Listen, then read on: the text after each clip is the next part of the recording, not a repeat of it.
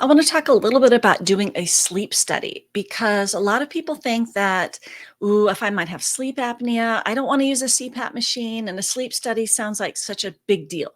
But it's not. And I just did one in part because I needed a sleep study done for myself, but also in part, I'm always talking to my clients about this, and I wanted to do it so I could show you what it was like. So I went to my doctor and I told them my concerns about my sleep. I have a history of of insomnia, which I pretty much resolved. But, I'm in menopause. I really snore. And that puts me at risk for sleep apnea. And I've noticed I have some signs. I tape my mouth closed. Otherwise, I snore myself awake and I don't sleep well. So I thought, let's check this out. So my doctor ordered it for me, but I'll tell you, my insurance didn't cover it. Your insurance will pick it up a lot, but because mine didn't, I paid cash. So I can tell you that I think I paid $153 cash because their cash price is lower. So you can do that. You can pay that. And I'm using this company, Own Sleep Medicine. And let me show you how it works. They schedule a delivery and you do it all at home. And they basically they schedule it for you so it arrives. And then you use it 2 nights in a row. And the next day you ship it back. And you have to stick to that schedule. So that's important because they send you the whole thing. So they send you this box of stuff and you wear it. And I'm going to show you what it is because I think if I show you, you're going to realize it's not such a big deal. So the first thing is it uses this, it's a chest strap. They just strap a chest module to you. You put this thing on and, why don't I just put it all on over my clothes? It's basically this little gadget and they put batteries in there and everything. So you sort of hook this thing around your chest while you're sleeping. It doesn't matter what you're sleeping in. There, this hooks on. And there's instructions in here, and they give you online video instructions to follow. And then there's these little indicator lights that pop up here that tell you what to do. And the things you need to strap on is this little guy and these little doodahs that sense the air coming through your nose. So you kind of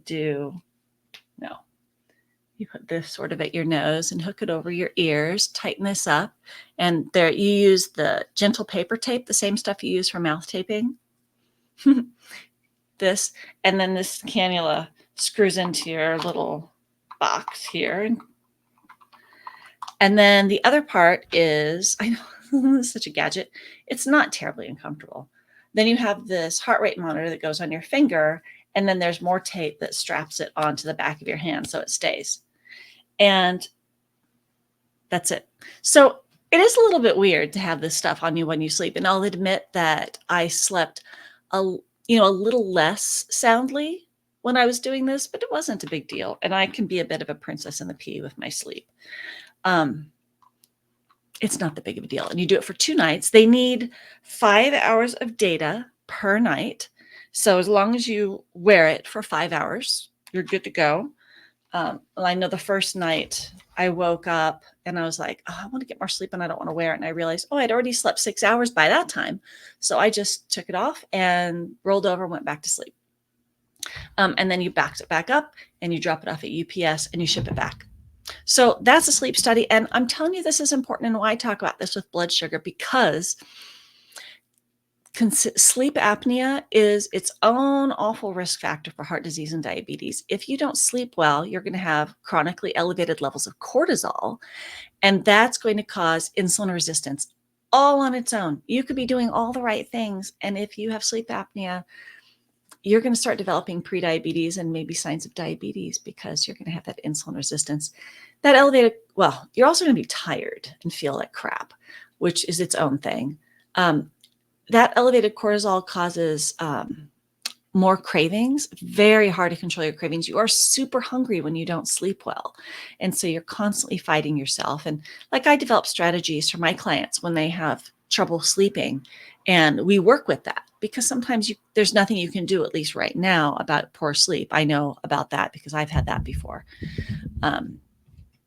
So that's it. That's a sleep study. It's 2 days of wearing those gadgets to bed, and then you send it in, and the results are sent to your doctor. But then also, I should get a one-on-one phone consultation with the clinic to tell me how things went.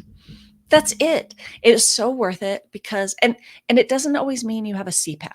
Some people use a CPAP, but there's a lot more options. I have a video that I'll link to with this of my conversation with Mimi, a colleague of mine who's not only a dietitian, but she's a PA with who works in ENT, and she has a lot of experience with sleep medicine. Your dentist with a diagnosis from this can do a dental appliance. There's other things that will keep your tongue forward so it doesn't shut off your airway. So you have a lot of options, but the first thing is figuring out what is going on. So get your head out of the sand, pay for the sleep study or see if your insurance will cover it and see what's going on. All right.